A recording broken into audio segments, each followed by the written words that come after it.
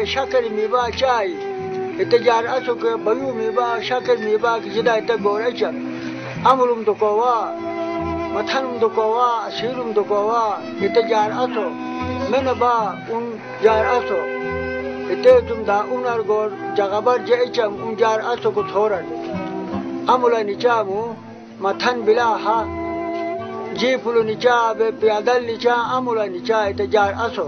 Yeah, in fact, I met our good friend Ilya, but for a brief time.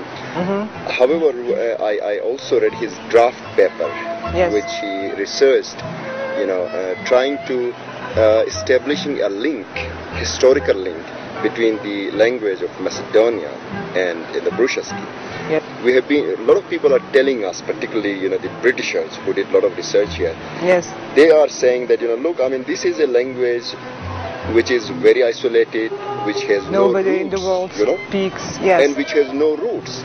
That really worries me. If I don't have a roots, what am I going to do? Yes. I need a roots in order to prove my identity. So I think because of this, we have been listening from our parents and grandparents that this area was first populated by the soldiers of the Alexander the Great, who for various reasons left behind, and then later on they settled over here, and that he or maybe or other people after him or those who are interested in this area may able to establish a fact that I mean the Brushaski, this came from Macedonia.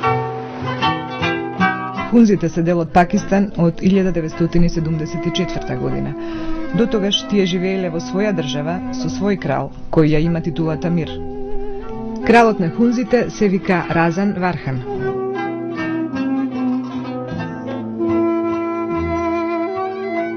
Мир беше одсутен за време на нашиот престој таму, а нас не пречека неговата сопруга, кралицата на хунзите, Рани Атика.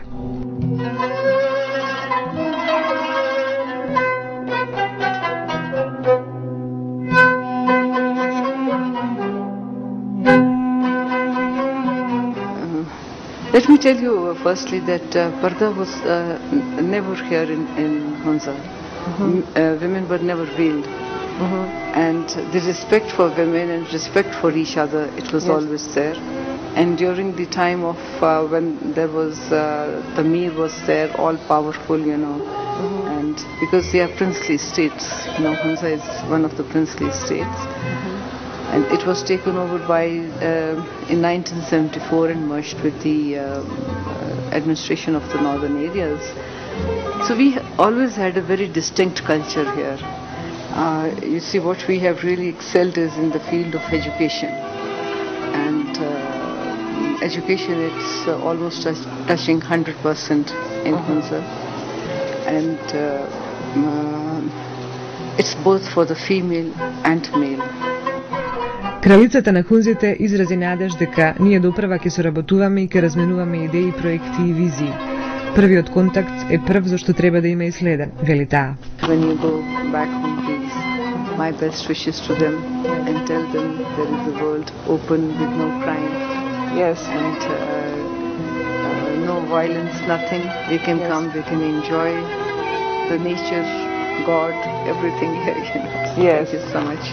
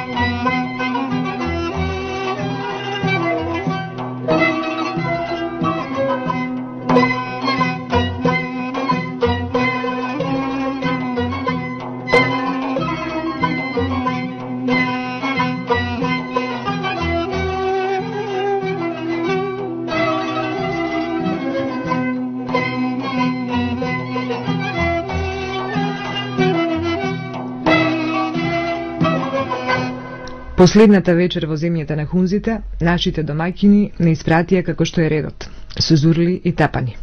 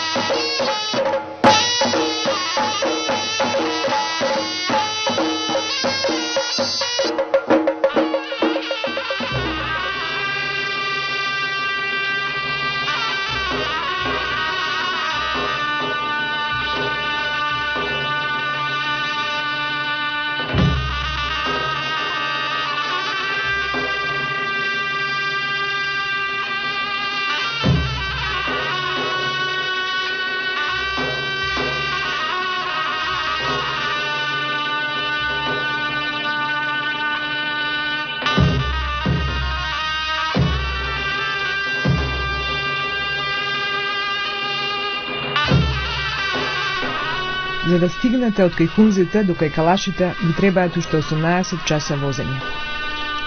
Назад до Гилгит, преку Каракорум, па по Хиндукуш се до границата со Афганистан.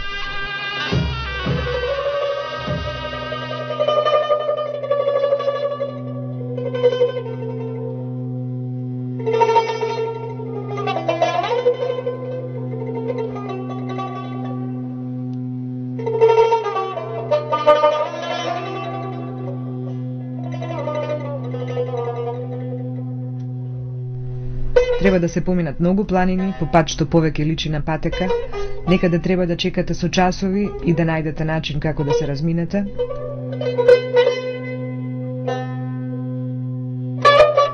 А некаде едноставно морате да платите, ако сакате понатаму.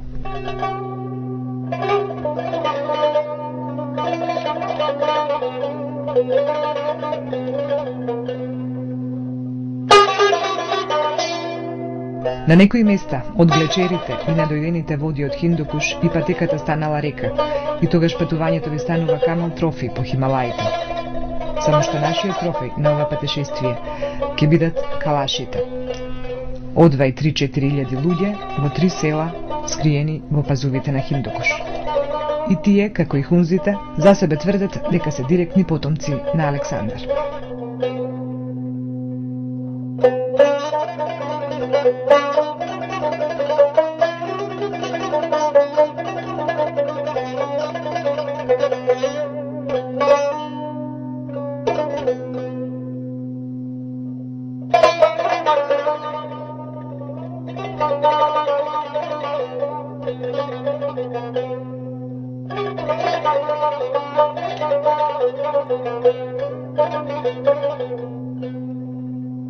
И после сите лоши патишта, фасцинантни гледки, долги процедури за добивање специјални дозволи за влез кај калашите, полициски евидентирање барем 10 пати додека траеше патувањето, ќе ви се случи еден од оние мигови во кои времето застанува.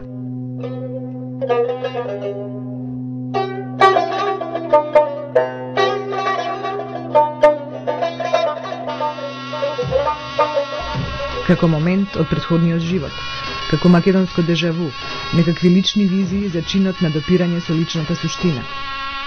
На еден мост како Бошков мост, по една река како Гарска, по еден пат како низ јама, вртиш лево за Бамбурет. Едно од 3 села во долината на Калашите.